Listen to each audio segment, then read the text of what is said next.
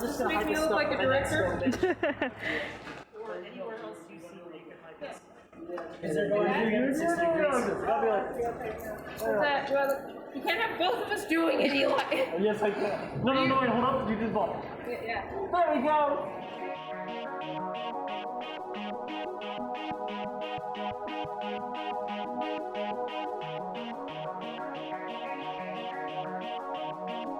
Viruses. I am Eli. I am the co-director and co-writer, as well as co-producer of Adaptation in the Impoverished City. Hi, I'm Kaylin Bell. I directed and wrote and produced and was in Adaptation in the Impoverished City. And when Eli says co-directed and wrote, I mean we both directed and wrote it, and he wasn't the co-director. We same job, just because co-director is a job title. But we did it. Oh, it is? Yeah, it means that you were a director, but the secondary director, pretty much. Really? When would it? Each announcement and each passing minute didn't faze me nearly as much. Oh, no, you good? Fine. So Eli, at one point, made this decision to get a team together and enter this project, like a week before it was actually due. Why and how did you decide to enter? And how did you pick the members of the team that you ended up entering the project with? So I kind of forgot about it until like a week before, and I'm like, I want to do this. Let's see if I can get it, So I called up Kaylin and I'm like, hey, do you want to do this with me? And he's like, yeah. And then, but there became an issue. We couldn't get the grant ourselves because we are not old enough to, aka we are babies. So we called up Kim, our favorite mentor and producer, and we're like, please help us. And Kim's like, yeah, sure, let's do it. Not knowing what Kim would be getting into, mind you. So, and then we got everything together. We had around 2 meetings, I think. They were a couple hours long. We got the story idea down, who we were going to interview. We had to submit a bit of footage presenting the film. And then after that, after we got all that done, it took a while. We were like, okay, yeah, we got it pretty good. All right, let's submit it. I'll submit it tomorrow. When I submitted it, here's where the fun stuff comes up. When I submitted it, there was more we had to do. This was 15 minutes before the next day.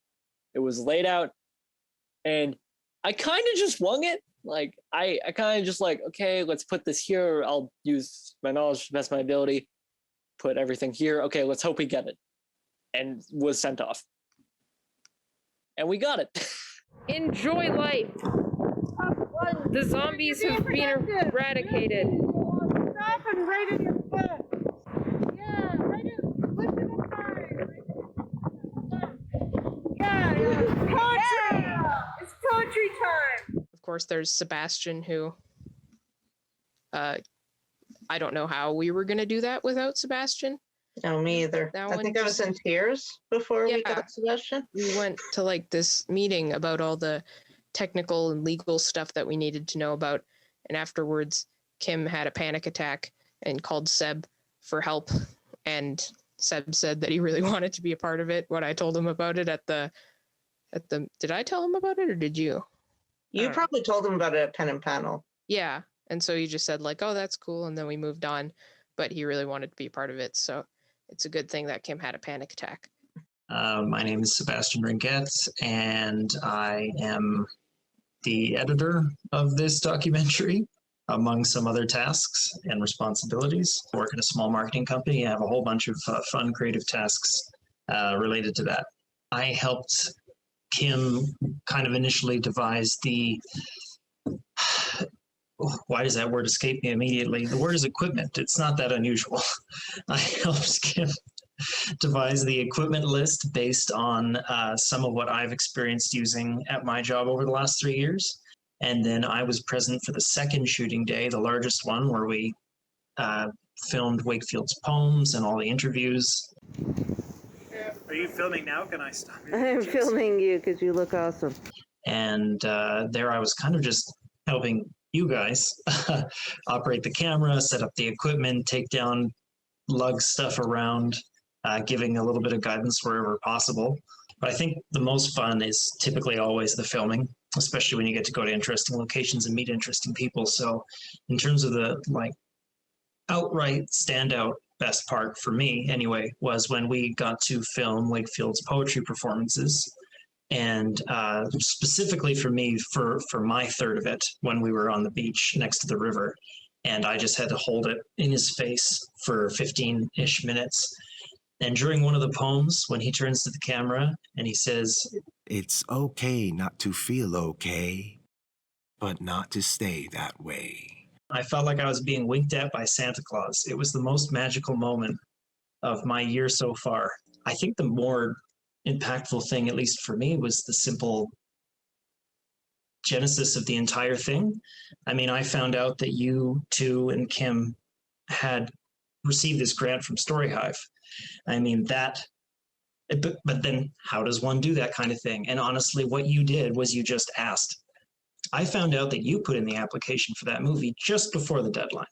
So what you literally did was go to something that sounds like it should be gated by some sort of difficulty or professionalism or something that just sounds crazy, and you said, yeah, we could do that, let's just ask. And you did it, and you got it, and then you made it, and then people saw it outside of us and really liked it. So kudos to you for just reaching out and saying, yeah, I can do that, give me a chance. Because a lot of people are afraid to do that, and there's incredible bounty of opportunities for people that are just willing to say, sure, I'll figure it out later. Like, yeah, let's go for it. So, Oh my God, why? Okay, so Kaylin, what makes your team, the team that we came up with, like including like the sound people and all the behind the scenes people, and even the interviewees, what makes them all so diverse? Like, what kind of elements do we have in there? I mean, like, pretty much now that I'm thinking about it, we probably had a better group of people at our disposal than most people did, because we were doing it through the AWCS, which means we had a lot of people who were interested in creative endeavors available from that, as well as a lot of other youths, which was kind of important to all of us because, obviously we got the opportunity to do this.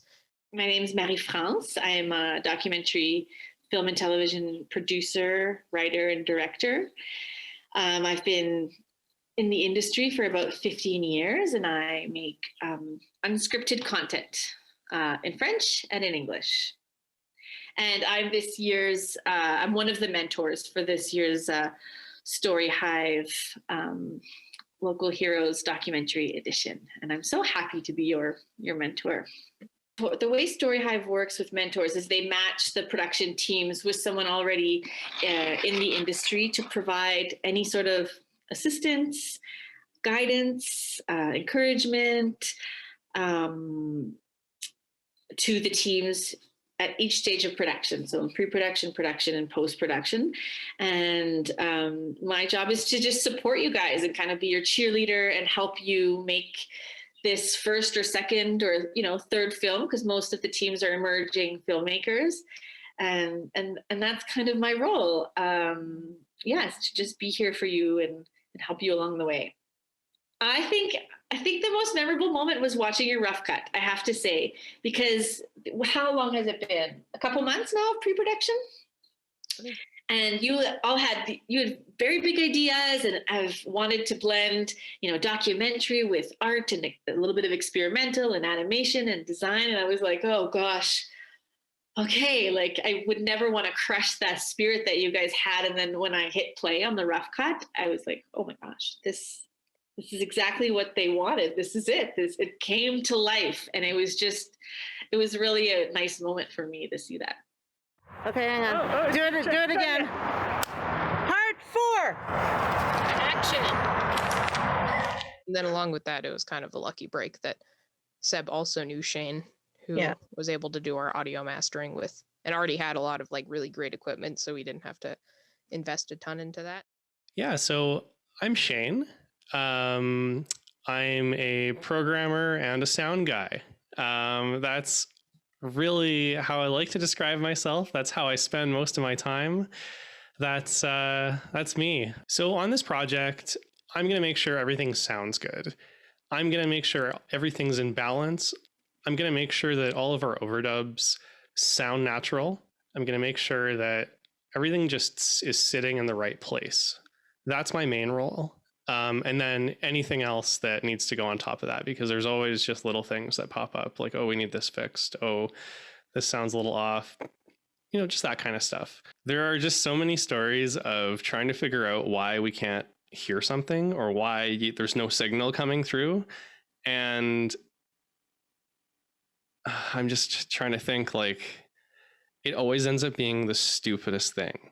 It's always that the cable isn't plugged in enough, or you've like usually you like take a roll of tape and then you write in with marker like this inputs this inputs this, and I just it's always like a really simple stupid mistake that you think that you are smart enough to avoid, but no. It's always something silly. I mean, I can't like totally describe the pain that I felt because I was mostly in charge of operating the lav mic. And then, you know, like a couple days after we filmed, you know, Kim sent me a message like there's no audio on here at all. Oh yeah. And it was actually kind of a relief when I found out it was broken, because I was like, oh, it wasn't my fault. It just didn't work. Oh, did you guys have one lav mic that was broken? We had one lav mic. Oh my gosh, that always happens. Okay, I always tell my boss, like, we got to rent an extra one because there's always a bad one in the batch. Like, no matter what, you've always got a battery pack that's either hissy or like not working, or just the battery doesn't hold a charge. Anyway, yeah. Lav mics, I'm not sure if I told you earlier, but I hate them. They're the worst. But you have to use them, unfortunately, with cameras, unless you want to get too fancy. But yeah, It's a life lesson. Always get a second lav mic. Yeah, I guess that's the takeaway from here today is make sure you have a backup lav mic and battery pack. We've captured the rare Wakefield Pokemon. We're gonna catch them all. And there we go. Ah, he evolved.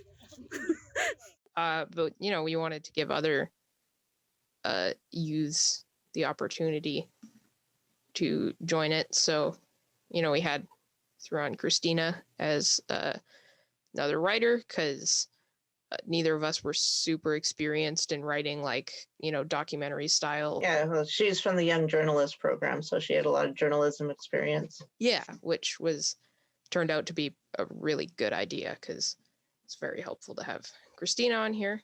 Okay, so my name is Christina Lanuza. I am in grade 11 and in high school.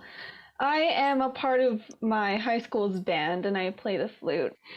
Other than being a musician, I also play a lot of video games. I got a gaming laptop specifically so I could play video games and do my work at the same time. So that says a lot about me. I was part of the script writing team. There were times where I like kind of honestly stressed over it because I procrastinated on it via video games. But overall, it was just a really nice, really unique, really fun, chill experience. Just working with the crew, working with you guys, and writing up the script, being on shoots. I never thought that I would have to make other friends outside of the people I saw at school. Luckily, many other... No, they're not otters, they're people. I'm glad that I got to work on this documentary because I don't think I would have gotten the experiences that I did if I hadn't worked on the documentary. This entire experience, this entire documentary, it's really cool. I think that it touches on some really important subjects and really important topics, and being able to be a part of this, it was honestly amazing. Explain to me why you're firing Eli. Because he breathed without permission. Do it. You can't breathe, Eli. There's a pandemic. No breathing.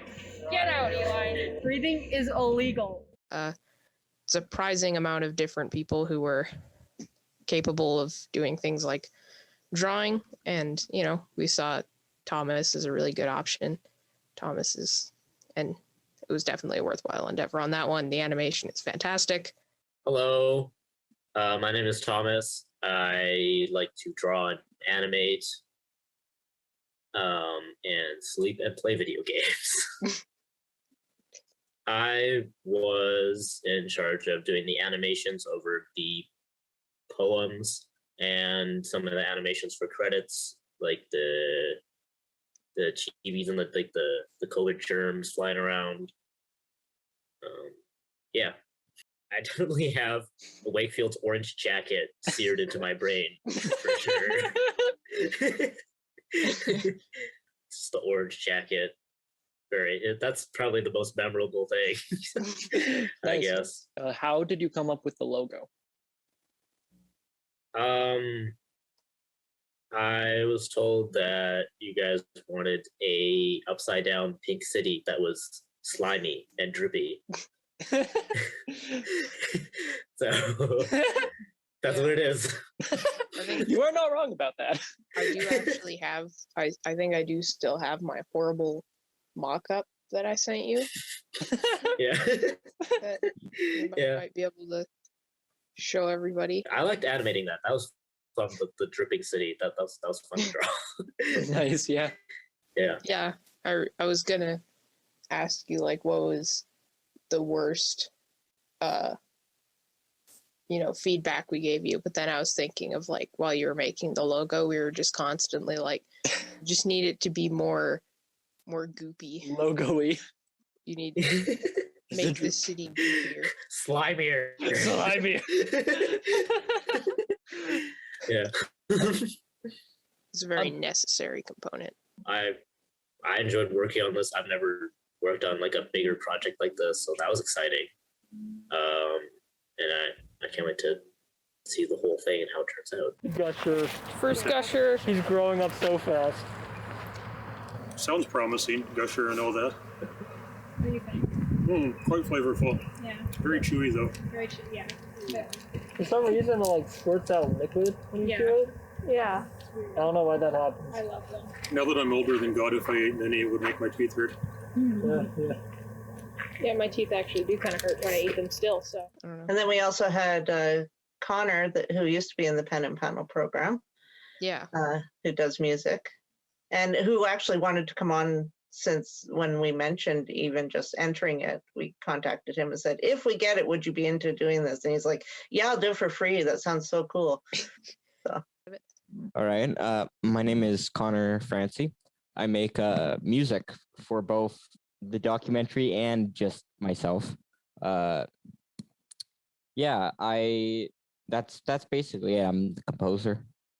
It's very hard to describe music to people because describing sounds is really difficult, and describing what's in your head is so difficult to translate to somebody else.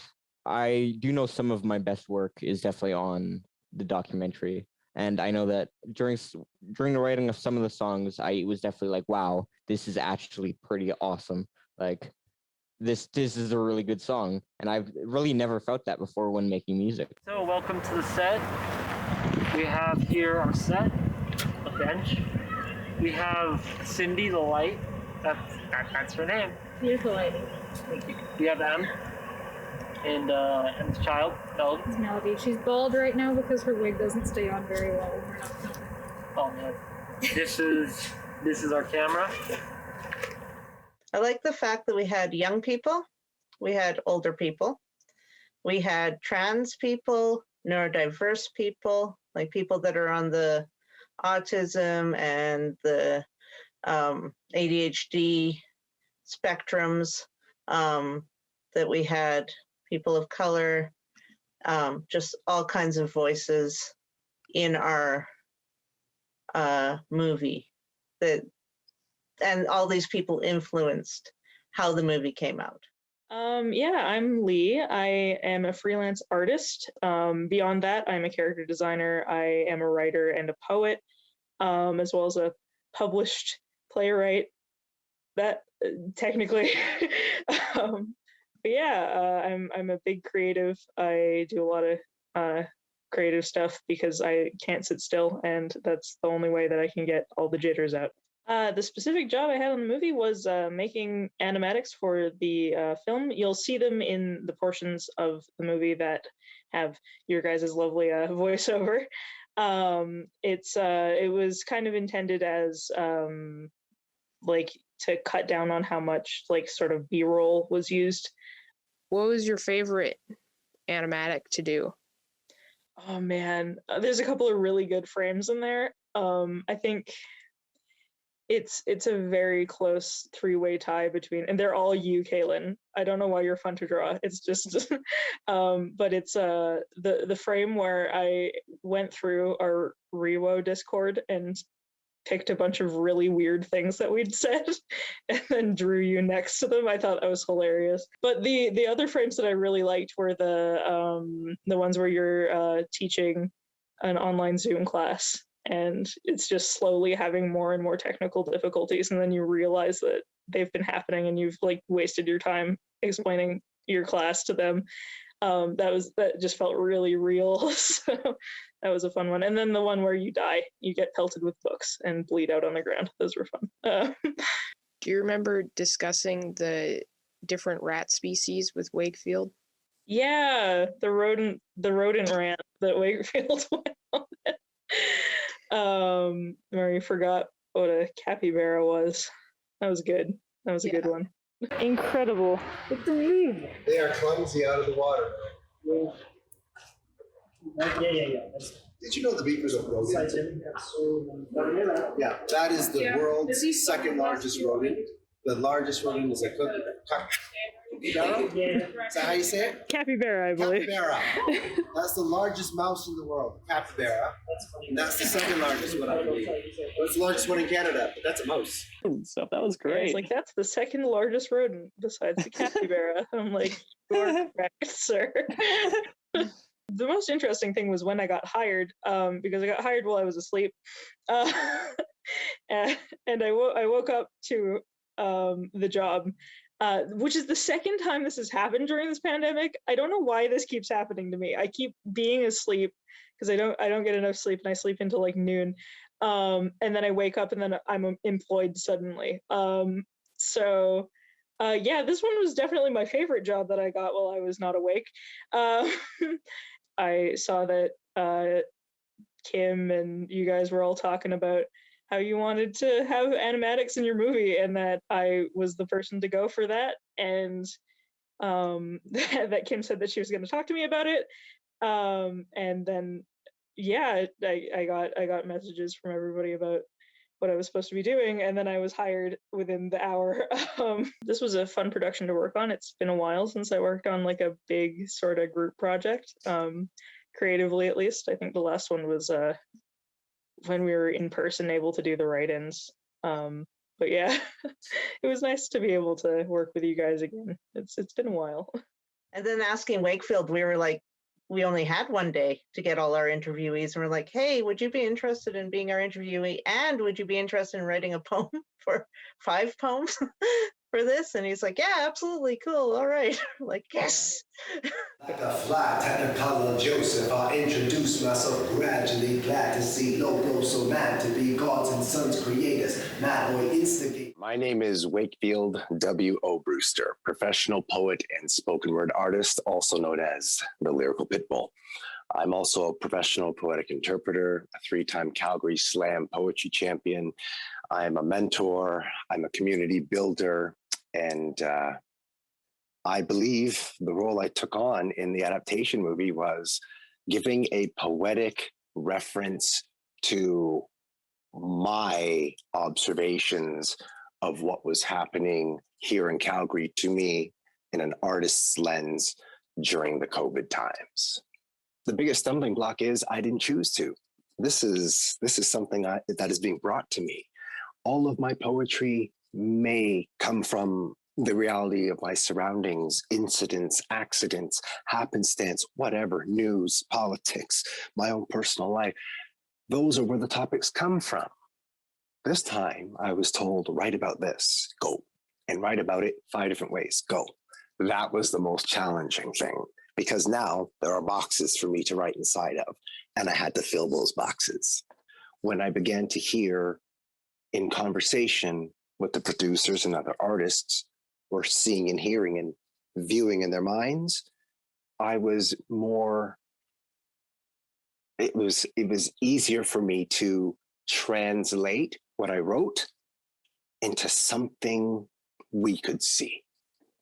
I can only say that it has been yet another one of the great highlights that I've had during this global pandemic, which we're at the tail end of. But as you know, oops, things could change. Things have been changing every 5, 7, 9 days.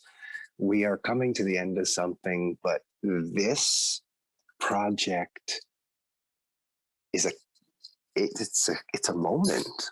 It captured some moments in time where time was most uncertain. Tell me. Okay, tell me about the birds and the filming.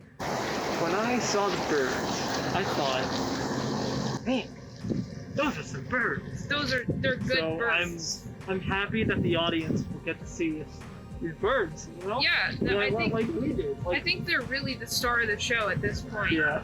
You know, like this is what's going to be bringing people into the theaters is the birds. These are birds you won't get anywhere else. Exactly. How do you think the project and you have changed throughout this entire experience? For me, I think I'm not as scared. I mean, this is literally the hardest thing I've ever done. I've given birth to a child, and this is literally the hardest thing I've ever done. This is harder than childbirth. Just so you know. I know you guys probably won't experience that, so I'm letting you know. Yeah, like it's terrifying. There's a lot of money. There's a lot of people you have to answer to.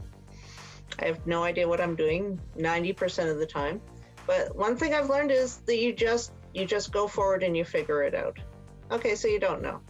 So you find someone who knows. Or you do a lot of research and you figure it out.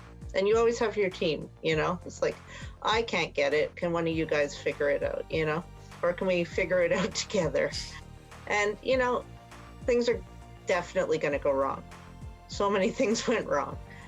But it's not the end of the world because there's always workarounds. Like, oh, we don't have enough behind the scene, or we don't have enough B-roll. What are we going to do? Well, we have enough money to hire someone to do animatics, so let's fill in the B-roll with animatics, you know. Yeah, I'm definitely going to write a letter to my future self to remind them if they get panicky about learning new things that you will eventually get there. You will eventually figure it out. It's okay.